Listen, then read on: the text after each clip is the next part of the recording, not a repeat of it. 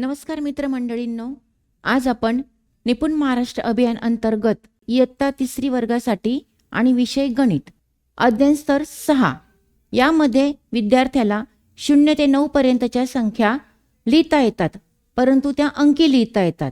तर आपल्याला आता अध्ययन स्तर 7 मध्ये 10 ते 20 संख्यांची नामे क्रमाने त्याला म्हणता येतात की नाही हे शिकायचं आहे. तर यामध्ये आपण आता 10 ते 20 या संख्या लहान मुलांना शिकवताना जर थोडी मजा, मस्ती किंवा दृश्यता किंवा जर एखादी ताल जोडला त्याला गाण्याचा असं जर आपण केलं तर ते विद्यार्थ्यांच्या पटकन लक्षात राहते.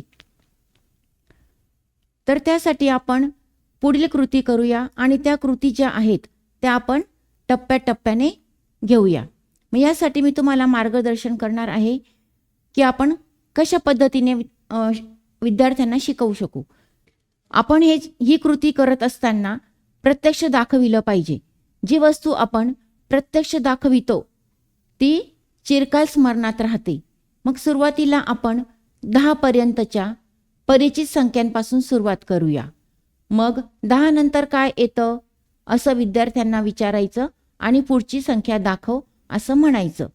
उदाहरणार्थ 10, 11, 12, 13, 14 म्हणजे 14 नंतर काय येतं पुढे 15, 15 नंतर 16, 16 नंतर 17, 17 नंतर 18 अशा प्रकारे आपण 20 पर्यंत त्यांच्याकडनं म्हणून घ्यायचं आणि या संख्यांसाठी वस्तूंचा वापर करायचा. मग या संख्यांसाठी आपण कोणत्या वस्तू वापरू शकतो तर उदाहरणार्थ चेंडू असतात आपल्याकडे, छोटे छोटे खडे, बिया यांचा वापर जर आपण केला तर आपण ते विद्यार्थ्यांच्या अधिक स्मरणात राहतं. आणि मग आपण जर उदाहरणार्थ आपण जर काही कार्ड्स घेतले त्याच्यावरती संख्या लिहिलेल्या असतील तर तेच कार्डसुद्धा आपण विद्यार्थ्यांना दाखवू शकतो. त्यानंतर एक संख्या घेतल्या त्याच्यामध्ये शब्द टाकले, वस्तूंचं चित्र जर आपण टाकलं, हे जर एकत्र केलं तर ते अधिकच त्यांच्या लक्षात राहील. उदाहरणार्थ आपण जर 13 ही संख्या घेतली, मग आपल्याला 13 दाखवायचे आहेत तर आपण काय करायचं की 13 सफरचंद आपण जर फळ्यावर काढले किंवा 13 सफरचंदाची चित्रे दाखवली तर अशा चित्रांमुळे मुलांना संख्या आणि संख्यानाम या दोन्ही संख्या लक्षात राहतात. उदाहरणार्थ आपण जर एखादी गाणं घेतलं आणि त्या गाण्याद्वारे जर शिकवलं तर ते अधिकच छानसं होऊ शकतं आणि ते त्यांच्या चांगल्या लक्षात राहील. तर यासाठी आपण एक गाणं घेऊया. 10, 11, 12, 13, 14, 15, 16 बघा, 17, 18, 19, 20 म्हणूया सगळ्यांनी मिस. हे गाणं जर रोज आपण सकाळच्या प्रार्थनेनंतर म्हटलं तर सगळ्यांची नावे आपोआपच लक्षात राहतात.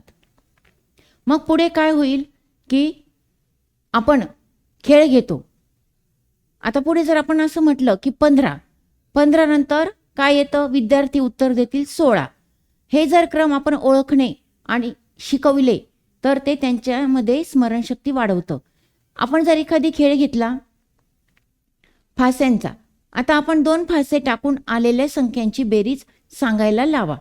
आपण जर 2 फासे टाकले वेगवेगळे, एक 9 आणि 5, मग विद्यार्थ्यांना सांगायचं 9 अधिक 5 जर आपण केले तर त्याची बेरीज किती होते तर मग विद्यार्थी लगेच सांगतात की 14.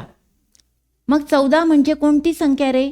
मग मुलं अक्षरामध्ये पण आपल्याला लिहून दाखवतील किंवा सांगतील की 14 कसे लिहितात.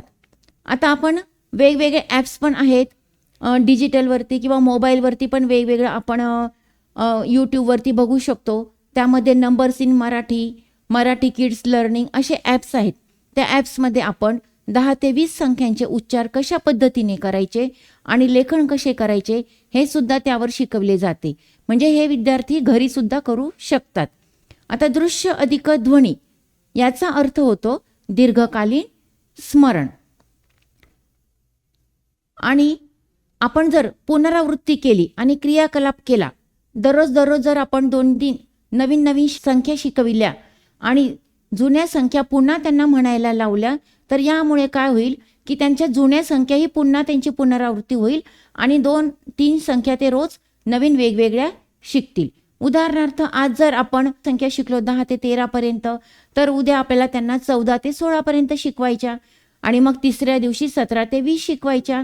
अशा प्रकारे आपण पुनरावृत्तीमुळे संख्यांचा क्रम त्यांच्या लक्षात राहतो.